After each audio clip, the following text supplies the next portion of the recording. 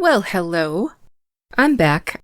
I spent last week in Mainz, Germany, had a wonderful, wonderful time, and I have some pictures of touring the Heidelberg Castle that I want to share with you later. But I had taken a binder full of the latest documents with me, and one of the reasons that I had held back from covering too much about the sanctions or the motion for summary judgment is because so many of the exhibits and things were completely sealed. Not just redacted within an inch of their life, but legitimately sealed. And then we found out we're going to have to wait even longer for the judge to consider what will remain sealed, what will just be redacted, what will just be plain open for us to see, and that was very frustrating. But just before the holiday, he gave us enough meat to chew on for a while. And naturally, we tore into that. I was focused on document 874. The first bits of it were a little disappointing, but 874 is the motion for sanctions for spoliation. And as always, Blake's team, I don't know if it's at the direction of Blake and Ryan, or if they just make really bad decisions themselves. But they've done it again. Now what they're trying to say, and trying to prove by these exhibits, is that Wayfair intentionally destroyed evidence because they knew they were about to be sued, and so they should be sanctioned. Blake has also been trying her best to continue discovery. After all the continuations she had, it still wasn't enough for her because she hasn't been able to prove her case. And guess what, chicken butts? This isn't going to help her. I'm sure her team got really excited when they saw the first exhibits because they were little excerpts, I'm sure cherry-picked, from different depositions. And no one should ever get too excited about little excerpts from depositions unless it's very, very clear that it's a reveal, because a lot of times you can take very small portions of a conversation that looks like it went one way, but when you see the whole context or the whole conversation, you find out that that's not what was being said. So I'm not too worried about that. But I have to admit it was a frustrating read to me, and one thing you have to keep in mind if you felt the same way is that they're being coached by their attorneys to be very, very careful what they say. They're trying to not slip up and say something accidentally that will sound like there was a smear campaign. At the same time, they're also trying to be careful and not say something that might sound like they were aware they should be withholding things because they were aware there was going to be a lawsuit. There's a lot of things that could have been said. I've got Jamey's timelines fresh in my head because I just went through them and made this presentation. And just in terms of that, I think I would have said or told my client to say, if you peruse my timeline and what was happening, what Blake was putting us through, we felt this needed documented, even from a perspective of we might bring a lawsuit against her at some point. The press was starting to ask questions. We had concerns that Blake was feeding the media and that we were at some point going to have to answer it. We wanted to make sure our recall was correct. That doesn't mean we were expecting Blake to sue us. We had given her everything she asked for. From a business perspective, as a company, we needed to sit down and have some serious meetings about what happened and how to avoid it in the future. There are a ton of reasons that they had to justify creating a timeline that would have had nothing to do with them thinking that Blake was going to sue them. Blake had cost them so much money. Fortunately, they had a very, very popular book that people had been waiting to see come to life in a movie. So the movie made money. But that's not always the case. It could have gone very badly for them. You better believe a good business, after they have some kind of crisis or disaster like they'd just gone through, the executives are going to be saying, hey, what went wrong?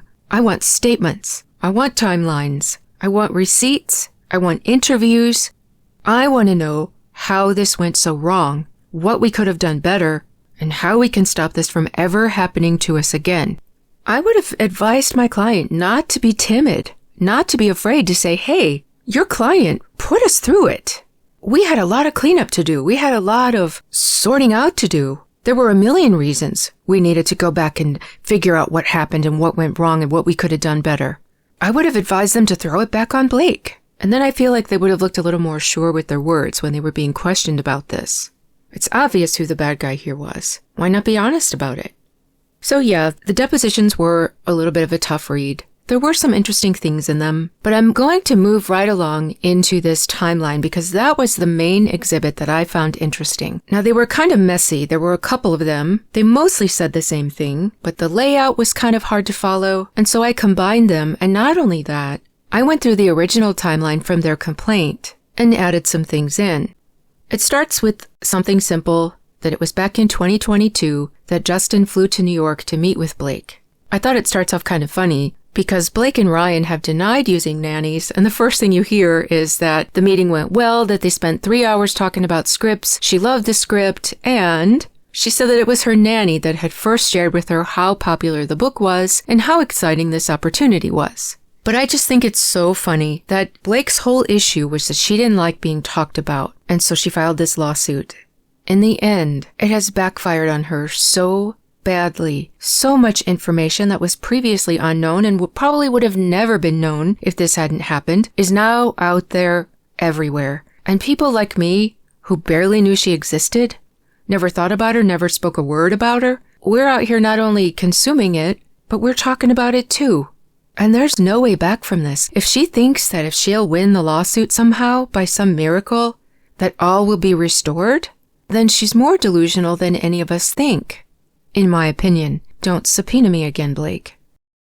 Now, a couple of things that I added are because they're going to come up soon. One of them being, somewhere between the 22nd and the 23rd, Blake introduces Justin to her trainer. Her longtime trainer, and Ryan's as well, is Don Saladino, but we don't have confirmation, at least as far as I know, that that is in fact who the trainer was. But we do know that he started to work with Justin, even though that was attempted to be denied at some point.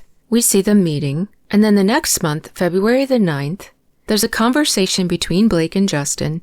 They were discussing something that was difficult, and he said, "You must feel 1,000 pounds lighter," something like that. And she makes the joke, "Only 20 pounds to go." And he dislikes the message because he's trying his best to be very positive with her about her body. He can tell that she feels nervous about it, uncomfortable because she's just had her 4th baby. And she responds with a big smile and thanks him for his support. We also see him being very careful with the words that he chooses. After he sent a text that he felt might be misconstrued, he was really quick to fix it. He said that he's been deep into the writing and that it was really fun with her in mind. And he decides that might be taken the wrong way, so he says, well, fun's not the right word, exciting. And look what she says to him. She says, "You're safe here." She's telling him he does not have to choose his words carefully. That what he says is safe with her. And we know that Blake and Ryan have, especially Ryan, have foul mouths. We're going to see some instances of that. Most of you have already seen them. So naturally, someone like that, you should be safe saying just about anything around them. A couple of days later, we see that she's feeling very anxious about the sex scenes that are going to be filmed. Now, filming was going to begin in Las Vegas, and it was going to be the wedding scene, and I believe I read somewhere, but I could not find it to confirm, so this part is unconfirmed, but I think there was supposed to be a romantic scene. Obviously, if they get married in Vegas and honeymoon there, you would expect some spicy footage. Well, that's coming right up. She's thinking about it, she's nervous about it, and she does this whole long word salad, explaining that she's just had her 4th baby, and that she wants a certain aesthetic, and she's trying not to think about it, but it would be irresponsible if she doesn't, and that she knows she needs more time to work on her body to where she would feel comfortable with the scene.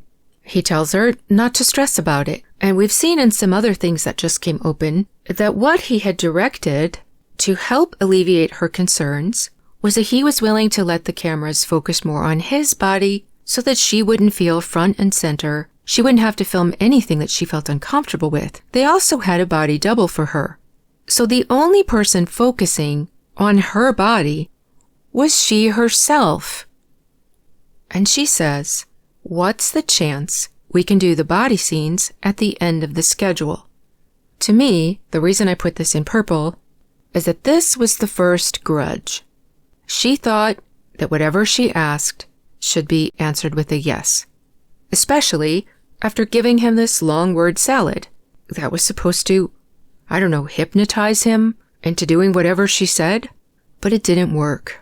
And it wasn't him being mean or just refusing for no reason.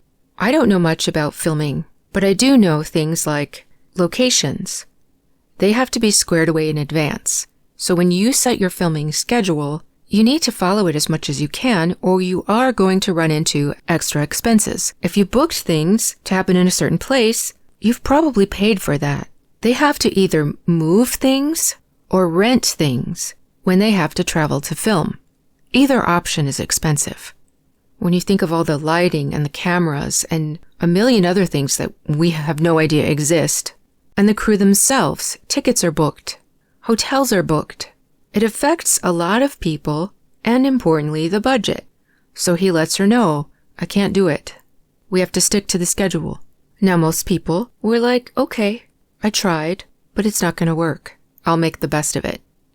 But when you're Blake Lively, and you've apparently never been told no in your life, it probably feels like the end of the world. So, like I said, this is the first strike against Justin. Now, this one at the top is just proof that Don, or whoever he was, did in fact provide Justin with a workout routine. And in the notes, he does pay attention to Justin's lower back. So we know that this was a real situation. We also know he ends up in the hospital with an infection in his lower back right at the end of all this. The man has a bad back. So he wasn't lying about this man being his trainer, and he wasn't lying about why he needed to know how much Blake weighed. It's an absolute silly thing to get mad about. What does it matter how much you weigh? People see your body. They can see if you're overweight or not overweight. They don't need to know the numbers. I mean, what good are the numbers anyway? The numbers look different on different people, depending on height, depending on build, depending on the amount of curves you have or don't have. For her to have been so sensitive about the weight and to try to put a bad motive to it, I've always thought was so silly. She tried to lie and say there was no lift scene. We've seen that there was. We know he has a bad back. He asked a person that should have been a trusted person to Blake. He wasn't sitting around talking to everybody. Hey, everybody, how much do you think she weighs? What are your guesses? Let's talk about this. No, he went to a professional who'd been working with Blake for years, from what I understand, over a decade, and thought he could have a professional conversation. But no, Dawn, or whoever it is a gossip girl that went and stirred up all kinds of trouble. And why? Why do that? And I think it's so funny how men always accuse women of being gossips, but we're going to find where a whole bunch of trouble starts, and it starts with a man. And this is the first one. These gossip guys. And then we have Ryan's message to Justin. Justin had texted him some beautiful messages right at the very beginning. Justin was going to be working with Ryan's wife. His wife was going to be there for a part of the time. And I think it was like, let's break the ice. Let's not let this be weird. But of course, Ryan Reynolds was too good to respond until he needed a favor. So he put even worse word salad. And of course, it's vile, it's filth. And this is what the two of them do. They just pour this sickening, syrupy nonsense that never fools me. It's so obvious to butter Justin up. And then he gets to the point. All this to say, I'd have your line producer's face tattooed to my perineum. This man cannot conduct an interview or hold any conversation without mentioning something from that region of his body. I'm convinced of it. If they can figure out how to start 2 weeks earlier. So this man understands how movies work, but he thinks that he's so special that he can upend the entire schedule to please himself. Completely understand how big of an ask that is, but the perineum is one of the most nervy parts of the human body to expose to trauma. So, what kind of exchange is that? I don't think anybody on this earth is sitting around hoping that their face shows up there. Ryan, you sicko. But just like Blake had said, you're safe here. And then Ryan starts off with this kind of talk. The very first conversation he ever has in his life with Justin is this. And that's what he says. You hear people talking like that, you kind of think you can say anything in a conversation. And this is worse than anything that Blake has accused anyone in Wayfair of doing or saying, by the way. Then it moves on to March the 6th, and we're in pre-production. Justin flies there to begin prep. They've got to set everything up. A couple of weeks later, he meets with the intimacy coordinator, Lizzie Talbot. He's really excited about it. He's taken it seriously. Now, it's important to note that intimacy coordinators are not required. They may be recommended, but I've heard so many actresses recently loudly say they don't like them around, that it makes them uncomfortable. It makes them not be able to be in the moment. They describe the situation exactly opposite of Blake. But the point is, Justin had one, and he was there meeting with her well in advance of filming. And this is just about the most unhealthy family I've ever seen. But she tells Justin, and Justin's very helpful about it. He reaches out to a wellness coach named Jennifer, because as we know, antibiotics wreak havoc on the body, and she's also breastfeeding, so it would do the same to the baby. You don't want your few-month-old baby with diarrhea and stomach upset.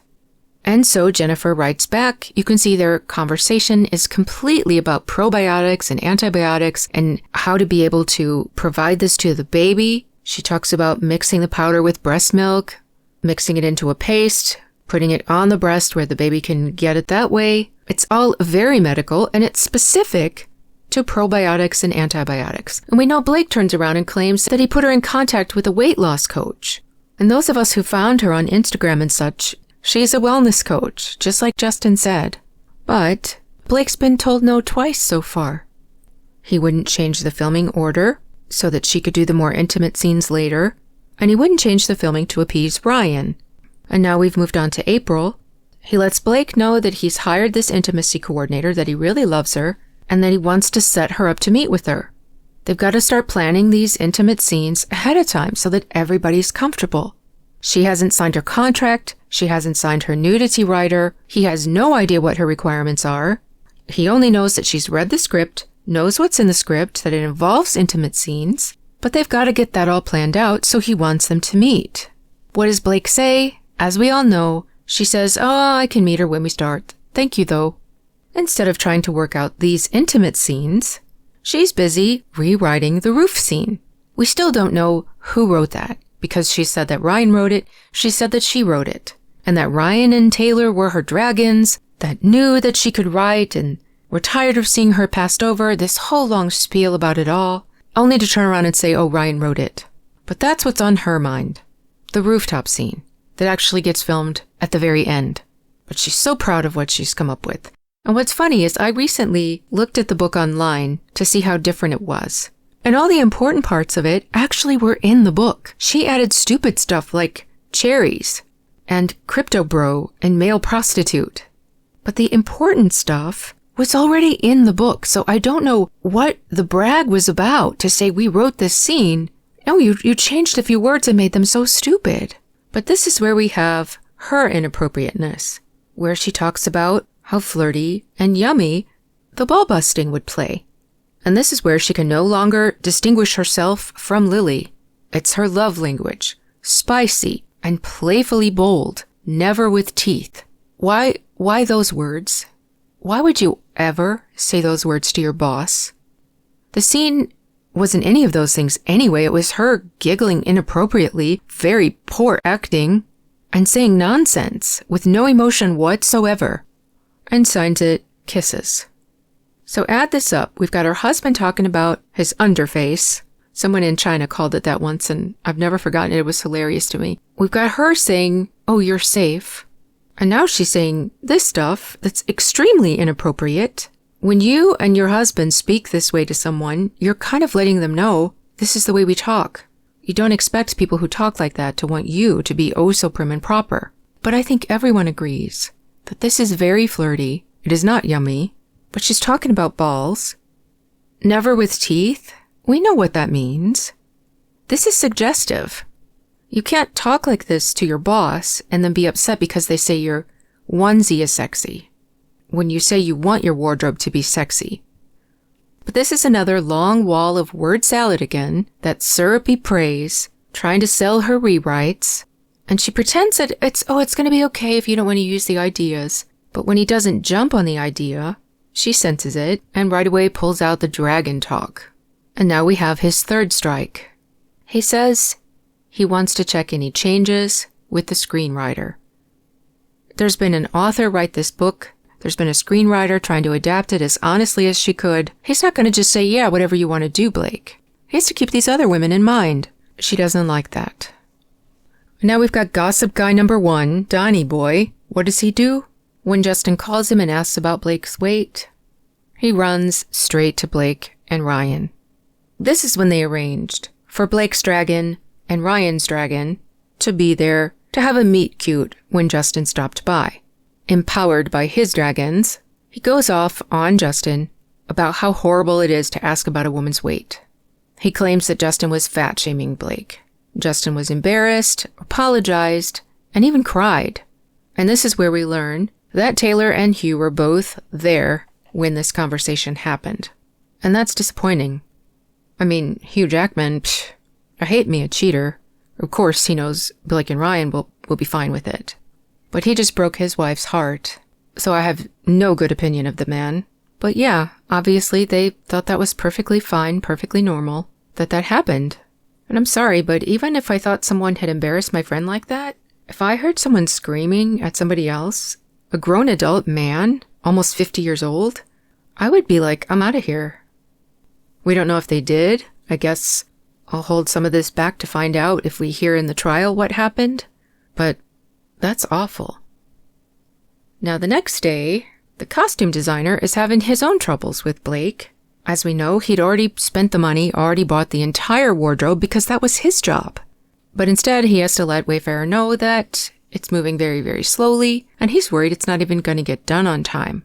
Their budget was only $185,000, which is a lot of money. And if you read the book, and if Blake had read the book, she would have realized that Lily is described as very simple. She wasn't wearing outrageous designer clothes and designer bags and designer shoes. But he lets them know we've already spent $615,000. And we had to reshop everything for Blake because of her creative changes. He says this is far more than I've ever seen wardrobe go over budget with the initial spend. And their cards have to be replenished because it's all gone. And then come to find out, they weren't going to get to return any of these clothes because they were Blake's clothes. They were renting them from her. I personally think she went out and bought a bunch of new clothes and just made Wayfarer pay for them. Those hideous clothes. And then we saw she gave some away. We're getting close to filming, so there's working on the script and rehearsal.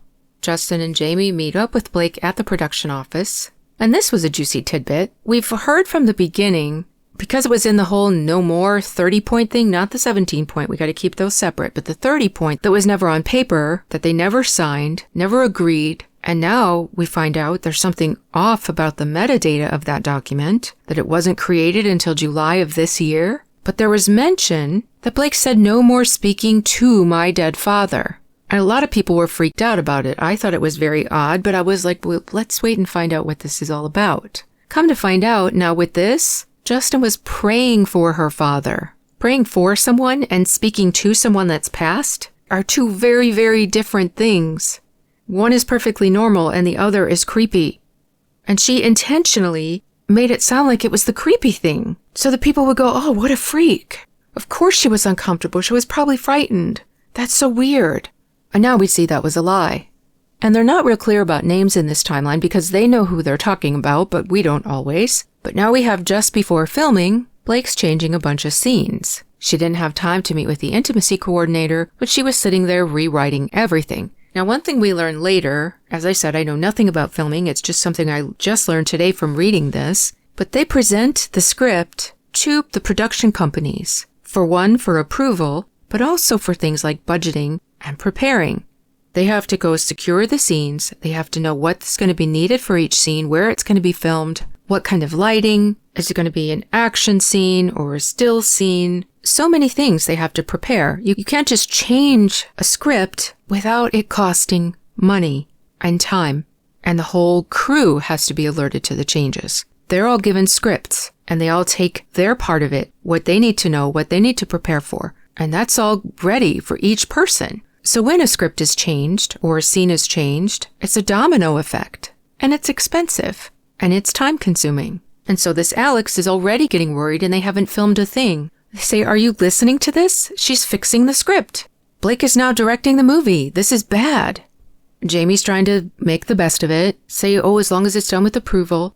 Alex is saying not for something that was already intimately planned. Alex is like, we've got this schedule. We've got everything arranged. And Alex obviously can read the situation and knows this is going to be something that's going to happen every day of the shoot.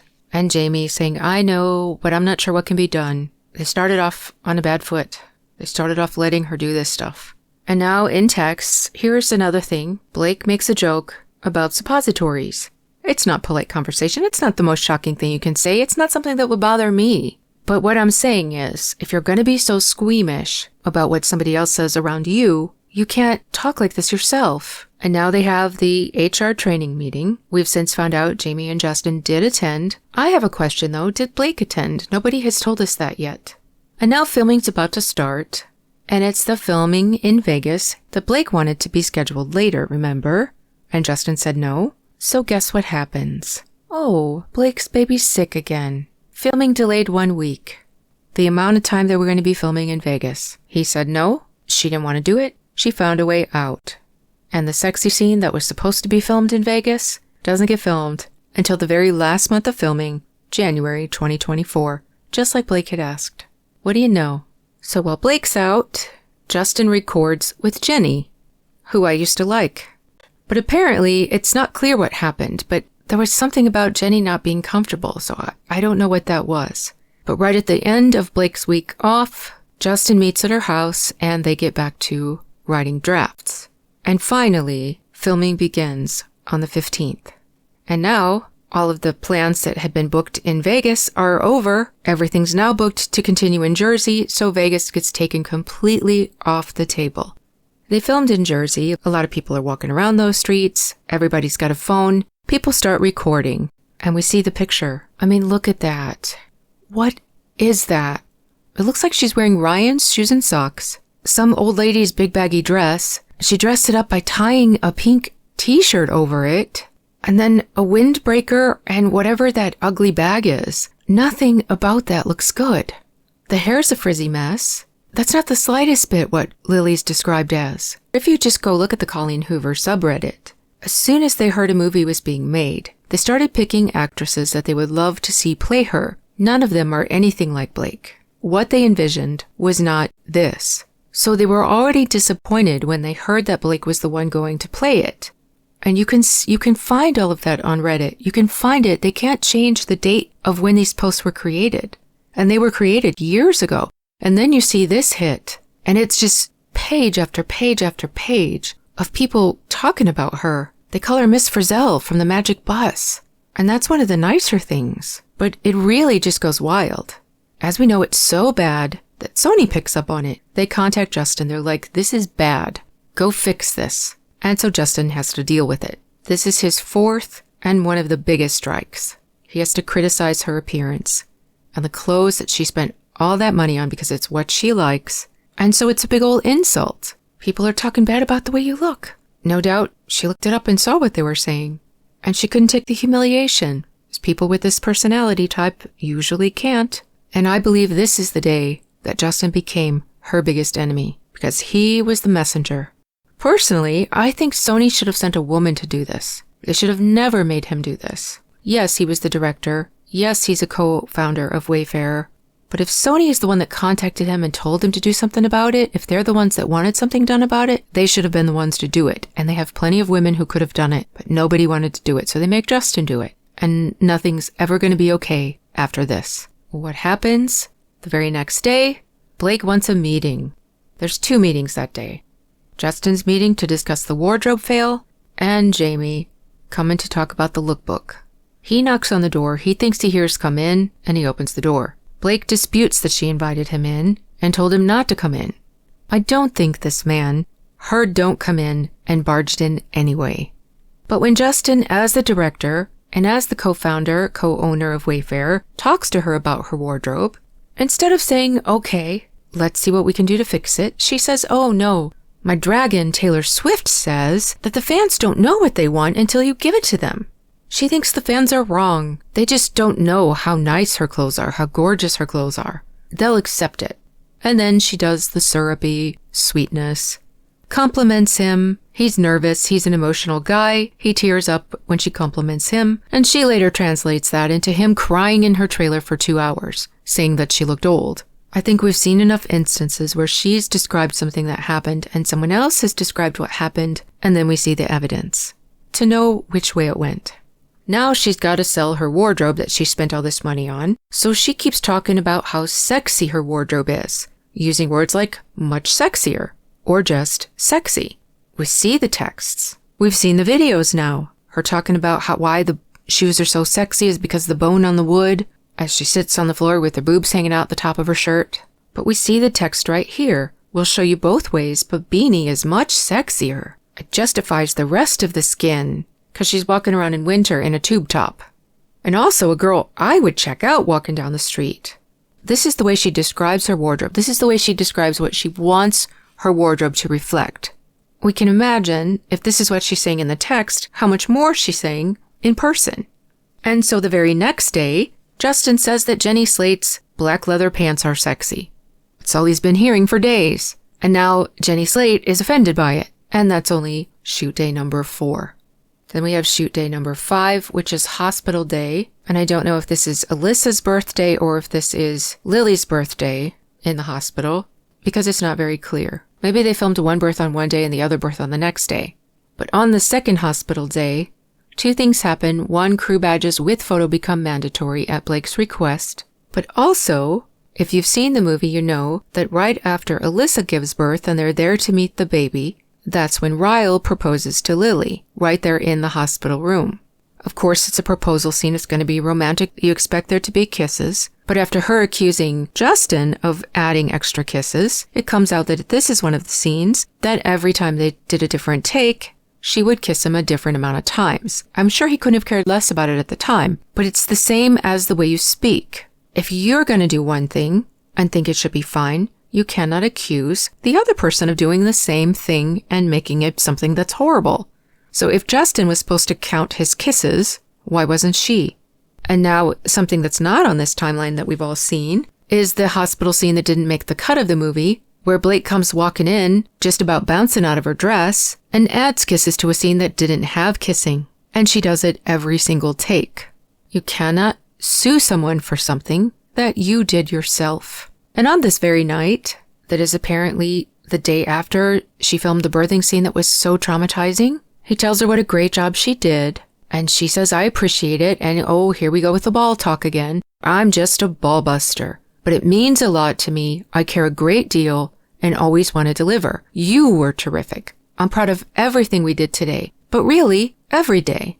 Does that sound like a woman who's upset, scared, calling herself a ball buster, and be proud of everything that he did, and he's terrific?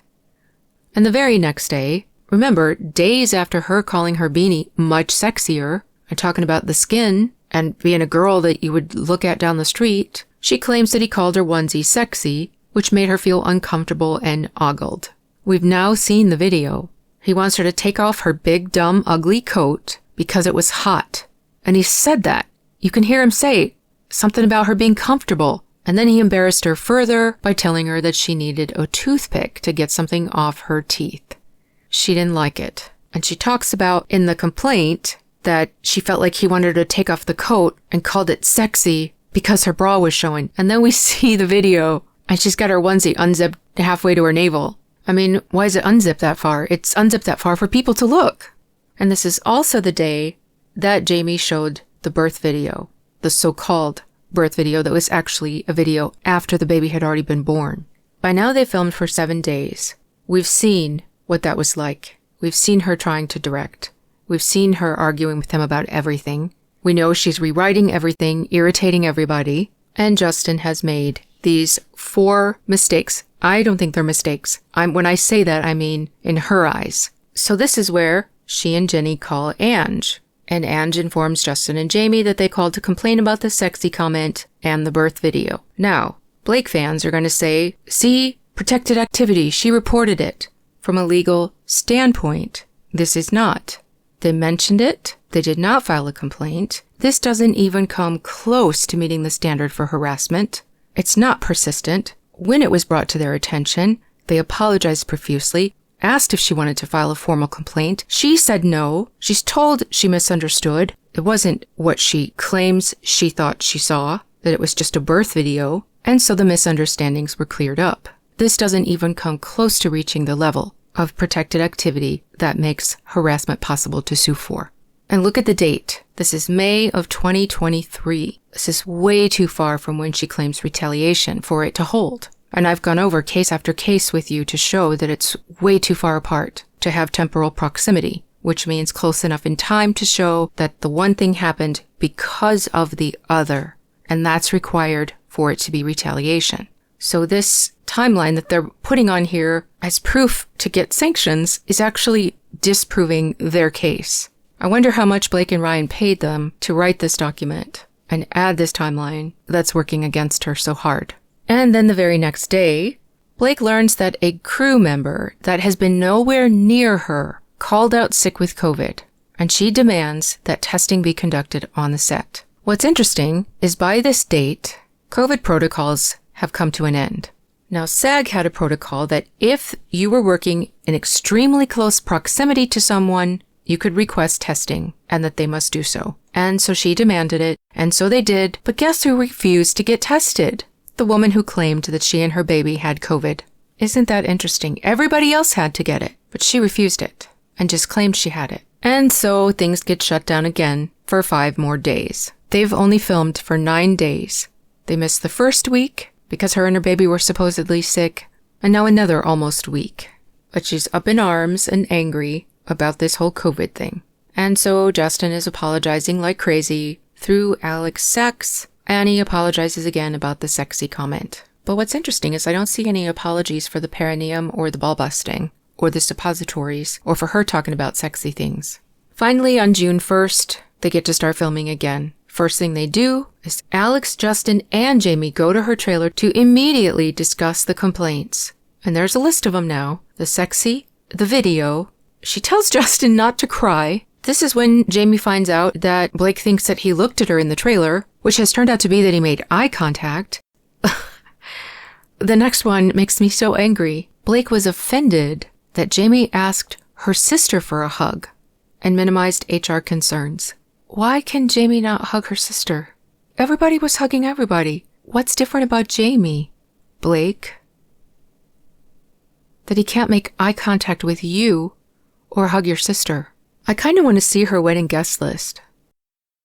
And then at the time Jamey wrote this timeline, he said there was something that was mentioned to Alex that he didn't recall. But looking at Justin's timeline, it appears that it was the comments about the assistant director, because that comes up soon. But he does note that her other complaints about that dance montage that we know didn't happen because we've seen the whole thing, she doesn't mention any of those. Any of those things that she says in her CRD complaint and in her lawsuit, the conversations in the car that the driver supposedly heard, she doesn't say anything about any of that. And that's really important to note. And we've since seen that there were no official complaints ever filed, and Sony has said so too. So this was it. These were all the complaints she ever took to them. Day 11, guess where Justin is back at? Her apartment, revising pages, and we know they would do this really late at night. He would hold her baby. He has pictures of it. He said so, and she's never denied that. After being so mad at Jamey for making eye contact and coming into her trailer while she was pumping or breastfeeding, now we have her inviting Justin into her trailer while she's pumping. And we have the text message as proof, but he's eating lunch and he says he'll come after. That's the last place these guys want to go after what just happened. And now we have shoot day number 12, and this is at Atlas's apartment. This is the scene after the final DV. She's in the shower, and now her attorney takes issue because this is simulated nudity. She's not actually nude. But her attorney takes issue because the nudity rider had not been signed. Well, whose fault is that? They've been asking for it. They've been asking for the contract to be signed. Blake had it all along. Why wasn't it signed and submitted before filming even started? Not only that, Blake rewrote the scene. She directed herself, and Justin's character wasn't even in it. The scene was closed. We have proof of that in the complaint timeline, but it's kind of big, so I didn't put it here.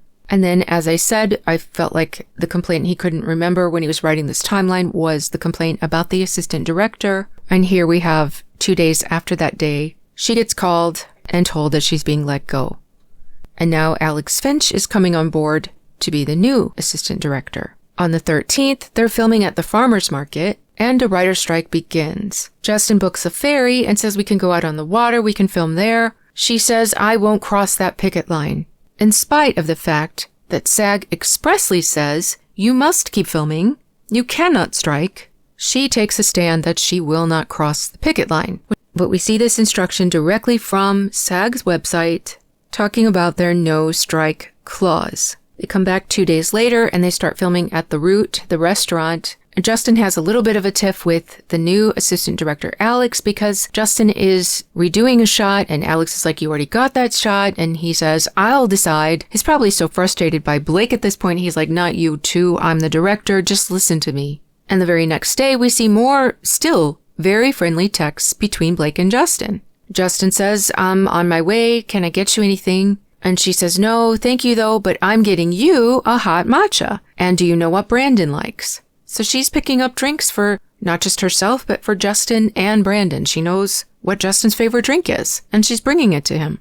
That's not something you do for someone you work with that you don't like, or that is harassing you. The very next day, more friendly texts. Justin says, I just wanted to say thank you for giving this week 110%. I know how hard it must be shooting and also having your partner gone and feeling exhausted because Ryan's filming Deadpool and Wolverine in England. I appreciate all you've done to help us catch up and the extra work and energy you've put in. It has not gone unnoticed. And while I know you felt off yesterday, the work and that scene was beautiful. Have a great weekend. They filmed on a Saturday because they'd lost so many days. And she says, thanks so much for this text. I appreciate your empathy, and I give it in return. You're in the same boat. Because remember, his wife and kids had left for a few weeks. I always try to give my all, and then half again more. You do too.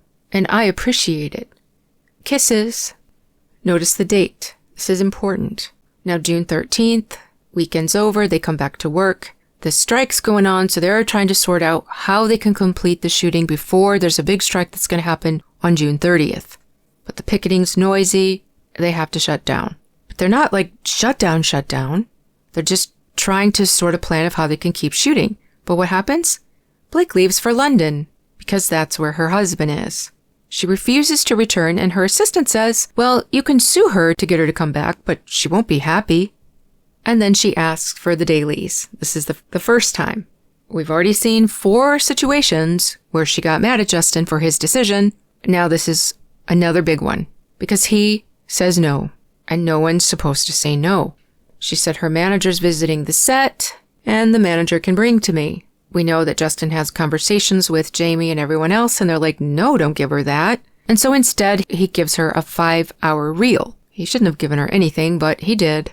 And she takes it with her, I'm sure, to London because that's where she's headed. So I have a question here in purple. Did Ryan watch her unscripted scene where she comes bouncing out of her dress down the hospital and putting unscripted kisses all over Justin? What else did he see in 5 hours?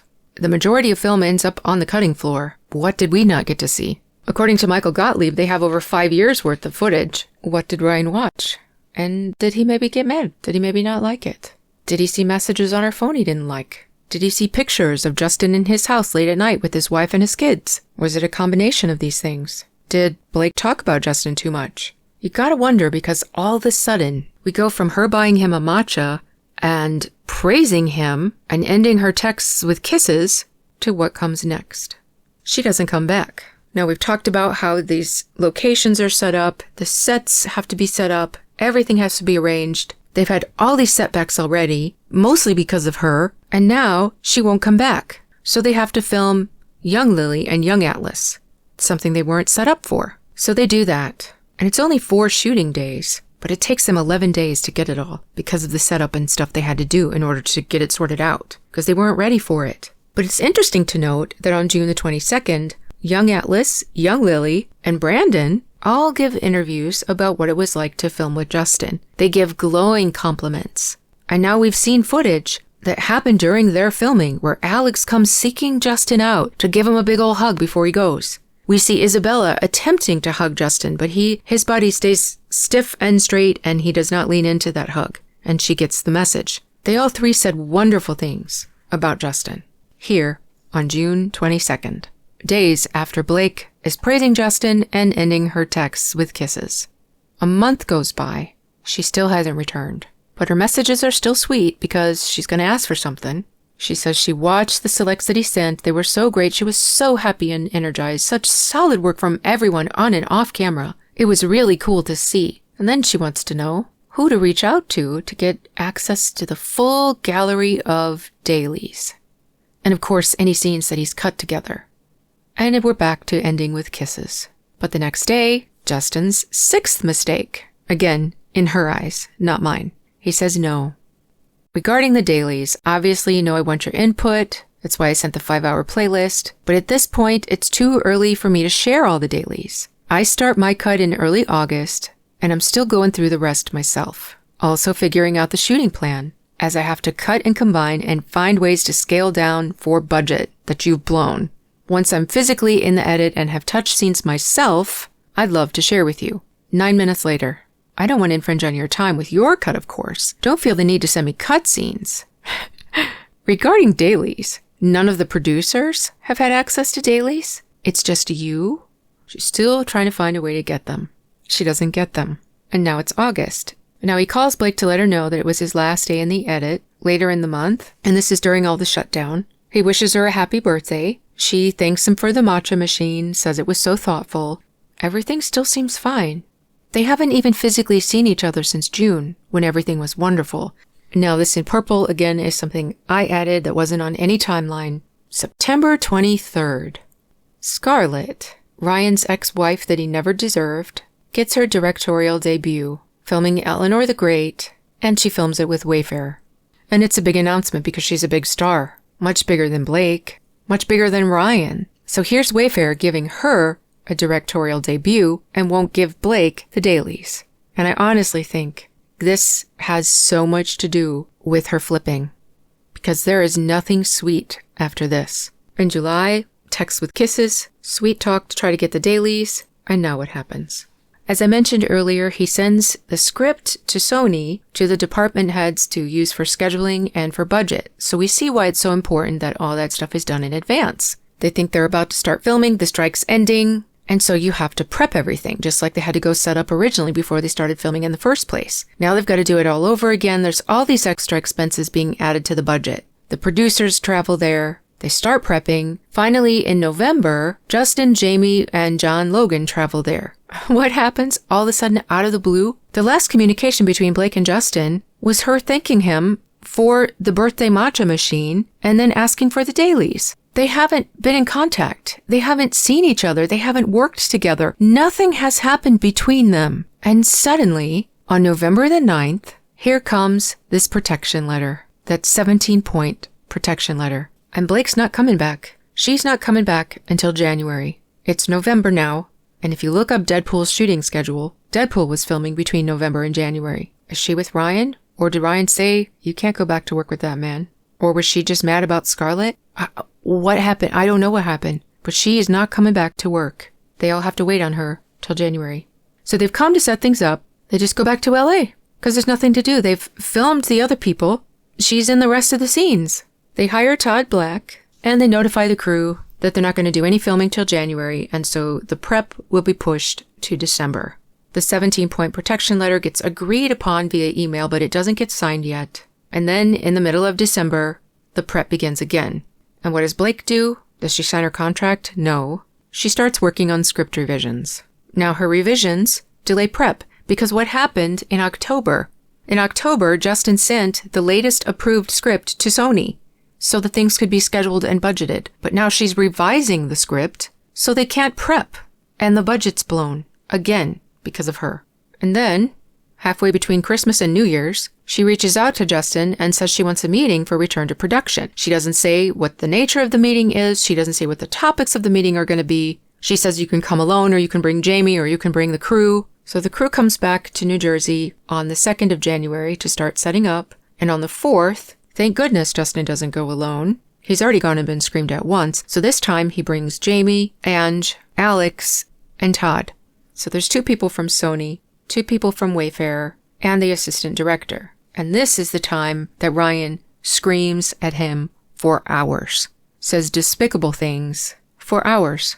I don't know why they stayed there and took the abuse. I couldn't be screamed at that long. And the very next day, the filming starts.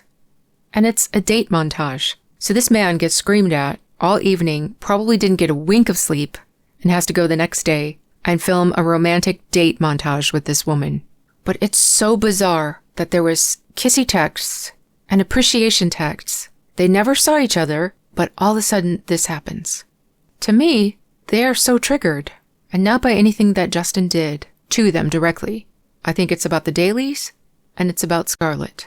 They don't get to keep shooting because she's sending in her revisions. And as he describes it, he says, Blake sends Justin and production team script revisions the day before shooting with cuts and changes that she deems fit. This is highly irregular behavior by an actor. This also makes it near impossible for production to be prepared when script is being changed less than 24 hours before shooting. I can't even imagine what that was like for everybody. Then on the 18th, the protection letter gets formally signed, so they had attorneys look at it and they agreed to sign it. Then they wrapped up shooting in New Jersey on the 26th. They still have the rooftop scene. Blake sends more script revisions 2 days before shooting, and he words it this way: she's stepping in as director and not looking for input from Justin. Then they fly to LA to film there for a couple of days, and it finally wraps on February the 9th, almost a year later. Now, Justin's supposed to have 10 weeks to do his director's cut. This is something directors are provided. They expect to have. It's a sacred time, but she hones in on that, and she wants time in there with him. And it comes with a threat. Otherwise, she won't stand behind the picture. And who does she get to tell Wayfarer this? Sony. They know he gets 10 weeks, but they don't care. They don't want anything more to go wrong with this movie, so they let her have it and demand Wayfarer let her have it. So Justin allows her. She doesn't show up the first day. Then she finally shows up, joins the edit room. It's Justin, it's Ona, and Rob. She comes that one day, then she doesn't come back again. I think she probably realized she couldn't do it herself. And she looked like a fool in front of everybody. Justin has his edit finished, so he has a friends and family watch on March the 8th, and the score is 88%. That's done on the Sony lot. There's a Denver testing screen. Someone from Blake's team attends, and all of a sudden the score is down to 76. What does that tell you? And then Blake asks for time to edit without Justin there. She gets it, and then she demands more time to edit, and now it comes with a bigger threat. She's not only going to hold up the trailer release, but she threatens to call Taylor Swift to hold up the use of her song that they already have in the trailer. So what does Sony say? They get nasty with Wayfarer and tell him to play ball, as if Wayfarer is the problem. They say, you guys don't want to play ball. You're going to delay and greatly hurt the movie. Good luck. And so Wayfarer allows her more time, and they allow her to use Shane Reed. But he was someone that had worked with her on Age of Adeline and had worked with Ryan as well. On May the 6th, there's a trailer launch influencer event, and there's dinner afterwards with Justin and Jamey, Colleen, and Taryn. I'm not sure who Taryn is. But during this dinner, because Justin and Colleen had always been friends, they'd known each other for years now. He had worked really hard to see her vision come true. And so he thought, this is my friend. I can tell her what I've been going through.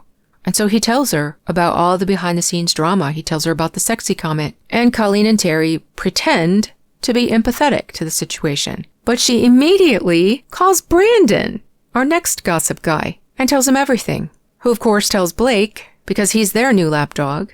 And later, Blake says that this dinner made Colleen uncomfortable. So the test screenings are still going on. On May 13th, there's another one, Aliso Viejo, and it's Justin's version, and it scores 86. Then Blake has her friends and family screening, her version, and that's in New York. It's attended by her friends and Todd Black. But the score is undisclosed, so we don't know. I'm assuming it must have tested badly, at least less than Justin's, so they didn't want it known. But Justin finds out that Colleen attended Blake's screening, and he's surprised by that. So he asks her what she thought, and her answer to being asked about the movie was she doesn't want to be in the middle. And he finds it odd because they've had a great relationship, and the question was just about the film. It wasn't about Blake or the squabble, nothing, just the film. And now, because Justin has divulged his struggles to Colleen, who divulged them to Brandon, who divulged them to Blake, now the real ugliness starts. Blake tells Josh she won't do any press with Justin. It's the nail in the coffin. Then Blake has her test screening at Aliso Viejo, and it scores 83%, so below Justin's. Justin and Jamey both get to attend this screening, And Josh tells them that Colleen is working with Blake, and she will not promote the movie either unless he uses Blake's cut, because Blake has said that she can be involved in giving notes and feedback. On June the 3rd, Blake gets rid of the original editors. They're left crying and angry, of course, and they get replaced by Shane Reed. She has a new test screening in Torrance, California, and it's even lower. It's down to 81%. She hires new music producers, firing the original composer who had completed the entire score. And now these guys are scrambling trying to get it done. It never does get done. And then comes Book Bonanza. And this is where Blake is able to get the rest of the cast. They're not even supposed to be there, but she flies them all out in her private plane and puts them up in hotels. She gives Isabella and Alex clothes and shoes to wear. They make each other's jeans.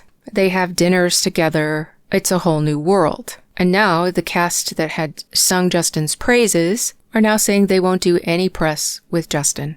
And Alex Sachs, the assistant director, says she's no longer going to speak to Wayfarer and won't take any calls from Jamey. So Josh goes to speak to Blake about Book Bonanza, what happened, and Blake lies and says, oh, the younger cast don't know anything. And she tells him that she'll take a picture with Justin at the premiere, but she won't do any press with them. And she assures him that only her inner circle knows about the drama. Then why is none of the cast going to do press with Justin? Then on July 7th, there's a coffee table book, and it has Blake's name and a picture of her body double on the cover. This is against Blake's contract, so Lindsay sends a cease and desist letter to Wayfarer about the book, so they have to take it off. Then Colleen sees the book, and she sees there's no cast on it, and she's upset by that.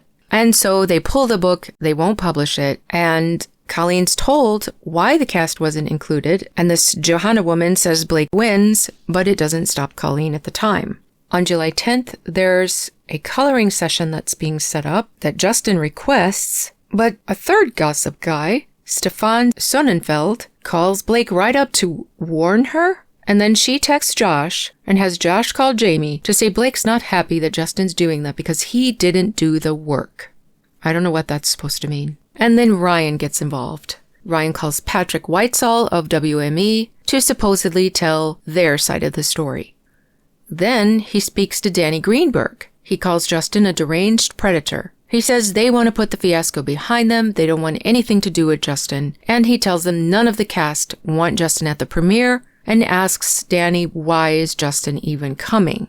So Josh right away calls Jamey to let him know that Blake's threatening not to attend the premiere if Justin goes. Jamey tells him, we're going to be attending. We're not missing it. So then Blake tells Sony that Justin needs junket on a separate day. Then Josh, Gloria, and Danny get on a call with Jen and Jamey to let them know that Sony will be planning a separate junket day for Justin. They're like, no. And so that's when they come up with the idea that it can be the same day, but different places. And that is when Wayfarer onboards Tag and Street Relations, because they realize there's a problem here. And it's surprising that it didn't happen sooner than that. Then finally we have the premiere. Blake refuses to walk the red carpet with Justin, even though previously she said she'd take a picture with him. She's somehow gotten madder, maybe because his tested better than hers and it made her mad. Who knows? But they agree that they'll walk separately, have separate screenings. Wayfarer goes to the basement, and everybody else goes to the main theater. Wayfarer doesn't get to attend the after party that they paid 50-50 with Sony for. They have to pay for their own and sit in the basement. And that's the end of his timeline. Very, very informative. And now we have so much more information than we had when we first read the timeline from the complaint. And this one is much more concise than that original one that was huge. So that sums up Jamey Heath's timeline. I'm looking forward to digging into the rest of these things as we watch Blake's case slowly fall apart.